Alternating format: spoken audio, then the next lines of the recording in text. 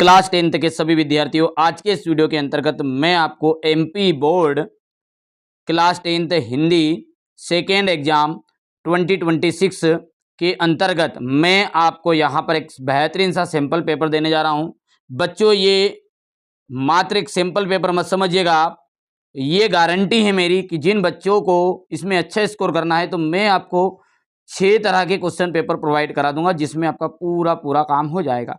जिसमें से आगे के 4 भी आपने कर लिए तो भी आपका काम हो जाएगा। आप भले ही अलग से तैयारी करो, लेकिन इस सैंपल पेपर को एक बार जरूर कंप्लीट करके जाइएगा, क्योंकि यहाँ से भी मैंने पूरी रिसर्चेबल जो रिसर्च करने के बाद में चीज़ें मिली है कि नहीं यार ये चीज़ें बच्चों को थोड़ी सी बतानी चाहिए, तो वो चीज़ें मैं आपके सामने लेकर आया हूँ। चलिए शुरू करते हैं। बढ़िया से धैर्य से शांति से क्लास को अटेंड करिएगा, और मैं वादा करता हूँ आपसे कि यदि आप इस क्वेश्चन पेपर को अच्छे सॉल्व करोगे तो कम से कम मिनिमम 40 से 50 नंबर तो आपके आम बात है, बिल्कुल फंस जाएंगे। ठीक है, शुरू करते हैं। और 4 से 5 सैंपल पेपर पूरे कर लोगे तो पूरे 75 के 75 नंबर बैठने की संभावना रहेगी। चलिए शुरू करते हैं। शहर के मुख्य चौराहे पर नेताजी सुभाष चंद्र बोस की प्रतिमा लगवा दी गई। किसके द्वारा लगवा दी गई थी? तो प्रशासनिक अधिकारी के द्वारा लगवा दी गई थी। आप जानते हैं कि चौराहे पर सुभाष चंद्र जी की जो मूर्ति है मास्टर मोतीलाल ने बनवाई थी। ठीक है, वहाँ धीरे धीरे चलने लगा। इस वाक्य में क्रिया विशेषण का भेद है, तो यहाँ क्रिया के होने का रीति का बोध हो रहा है, इसलिए यहाँ पर कौन सी आपका रहेगा? रीतिवाचक रहेगा। अगला है आपका, बालक तारकेश्वर नाथ को उसके पिता टीका लगाते थे। तो बालक तारकेश्वर नाथ को उसके जो पिताजी थे वो चंदन का, रोली का, भभूत का कि कुमकुम का, किसका टीका लगाते थे? तो भभूत का टीका लगाते थे। प्रगतिवादी कवि हैं, तो देखिए प्रगतिवादी कवि हैं मुक्तिबोध है। ठीक है, और सुमित्रा नंदन जो पंत है वो आपकी छायावादी है, याद रखना आपको, छायावादी। ठीक है, छायावादी रहेगी। ठीक है भैया, लेकिन आंसर इसका सही राइट। बाकी कई लोग इसको प्रगतिवादशील भी कहते हैं सुमित्रा नंदन पंत को, लेकिन सही सटीक आंसर आपको हमेशा मुक्तिबोध ही लगाना है प्रगतिवादी कवि के अंतर्गत। रमणीयार्थ प्रतिपादक का शब्द काव्य परिभाषा है। तो रमणीयार्थ प्रतिपादक शब्द काव्य, ये किसकी परिभाषा है आपकी? तो ये परिभाषा दी थी आचार्य विश्वनाथ की।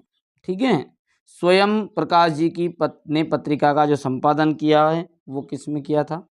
वसुधा का संपादन किया था इन्होंने, मतलब ठीक है, वसुधा यहाँ पर राइट रहेगा। अगला है आपका यहाँ पर समास। समास के जो प्रकार होते हैं वो समास कितने प्रकार का होता है बच्चों? समास होते हैं 6 प्रकार के। 3 प्रकार के क्या होती है? तो संधि होती है। प्रबंध काव्य के भेद होते हैं, तो प्रबंध काव्य के 2 भेद होते हैं, महाकाव्य और खंड काव्य। क्या है? महाकाव्य और खंड काव्य। नायक के जीवन की किसी एक घटना का पूर्णता के साथ चित्रण रिक्त स्थान में होता है। देखो, नायक की किसी भी एक घटना का चित्रण करेंगे, पूरे जीवन का करा तो महाकाव्य, और केवल एक घटना का करा तो वो कहलाएगा खंड काव्य। बाल गोविंद भगत के गीतों में कौन सा भाव व्यक्त है? वियोग का कि प्रभु मिलन का? तो प्रभु मिलन का भाव देखने को मिलता है। आगे बढ़ें, यहाँ से कर देते हैं। देखिए, वाक्य से किसी क्रिया का होने या होने की समस्या की सूचना मिलती है, वो क्या कहलाती है आपकी? तो वो कहलाता है विधानवाचक। विधानवाचक, जहाँ एक शब्द का समान अर्थ एक से अधिक बार क्रम सा प्रयोग किया जाए वहाँ कौन सा अलंकार है? तो वहाँ है पुनरोक्ति प्रकाश अलंकार। हो गया। अगला है आपका, देखिए क्वेश्चन नंबर 3 में सत्य असत्य। तो सूरदास जी जो है वो वल्लभाचार्य जी के शिष्य थे, बिल्कुल सत्य बात है। और यहाँ पर एलिजाबेथ द्वितीय जापान की रानी थी, असत्य बात है। वहाँ ब्रिटेन की रानी थी, उनकी रानी थी ब्रिटेन की। ठीक है, मुख्य गायक के स्वर चट्टान जैसे भारी और गंभीर थे, तो ये बात बिल्कुल सत्य है आपकी। आदमी ने पहले आग का आविष्कार किया था, बिल्कुल सही बात है ये। श्री कृष्ण ने गोपियों को समझाने उद्धव को भेजा था, तो श्री कृष्ण ने गोपियों को समझाने के लिए उद्धव को भेजा था, सत्य बात है ये।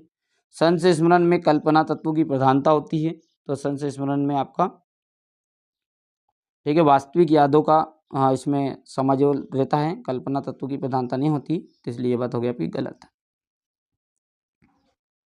आगे देखते हैं, ठीक है बच्चों।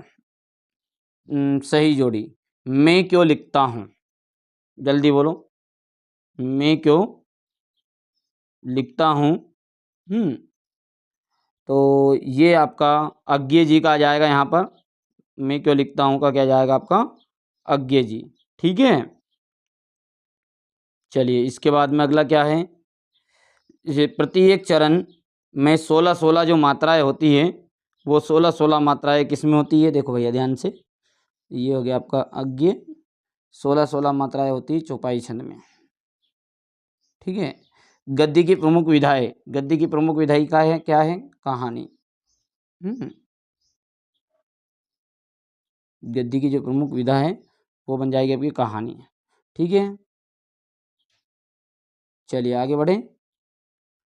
और जयशंकर प्रसाद, जयशंकर प्रसाद का आपका जाएगा कामायनी। और मैथिली शरण गुप्त, मैथिली शरण गुप्त का जाएगा पंचवटी। राम वृक्ष बेनीपुरी, राम वृक्ष बेनीपुरी का जाएगा मुजफ्फरपुर,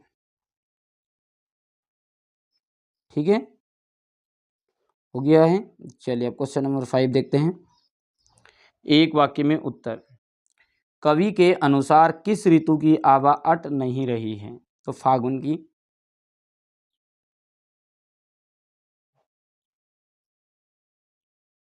फागुन की। जापान के हिरोशिमा में कौन सा बम गिराया गया था, तो परमाणु बम गिराया गया था, परमाणु बम। भोलानाथ के पिताजी गंगा में आटे की कितनी गोलियां प्रवाहित करते थे, तो 500 गोलियां। कवि निराला ने बादलों की तुलना किससे की है, तो ठीक है बाल कल्पना से की है, या काले घुंघराले बालों भी कह सकते हैं अपन इनको। रामचरितमानस का मुख्य छंद है, तो रामचरितमानस का मुख्य छंद क्या है आपका, चौपाई छंद है। विनय पत्रिका की रचना किस भाषा में हुई, तो ब्रज भाषा में हुई, ठीक है। क्वेश्चन देख लीजिए आप, इनको जरूर एक बार आप तैयार करके जाइए कि रीतिकाल की प्रमुख विशेषताएं, नई कविता की दो कवियों के और दो उनकी रचनाओं के नाम। यदि आप आगे चाहे तो इन सबका सॉल्यूशन भी मैं आपको प्रोवाइड करा दूंगा, ठीक है। तैयार जरूर करके जाइए। गोपियों द्वारा उद्धव को भाग्यवान कहने में क्या वेग नहीं थे, लक्ष्मण द्वारा वीर योद्धा, फागुन में ऐसा क्या होता है, स्मृति को पाते बनाने से क्या से, महाकाव्य और खंडकाव्य में अंतर, मानवीकरण अलंकार की परिभाषा, वीर रस की परिभाषा, दोहा छंद। देखिए दोहा और चौपाई दोनों में से एक तो आने आना है, दोहा चौपाई। यशपाल और रामवृक्ष बेनीपुरी। लेखिका मन्नू भंडारी के पिताजी के मुख पर गर्व और संतोष का क्या कारण था, सुशील वाद्यों में क्या अभिप्राय है, यहाँ से देख सकते हैं गद्य की विधाओं के नाम। हो गया ये क्वेश्चन नंबर 17-18, यहाँ से। ऊधो तुम हो अति बड़भागी, अपरस रहत सनय तगा, नाहिन मन अनुरागी, बादल गरजो अन बरसो। ये क्वेश्चन नंबर 21,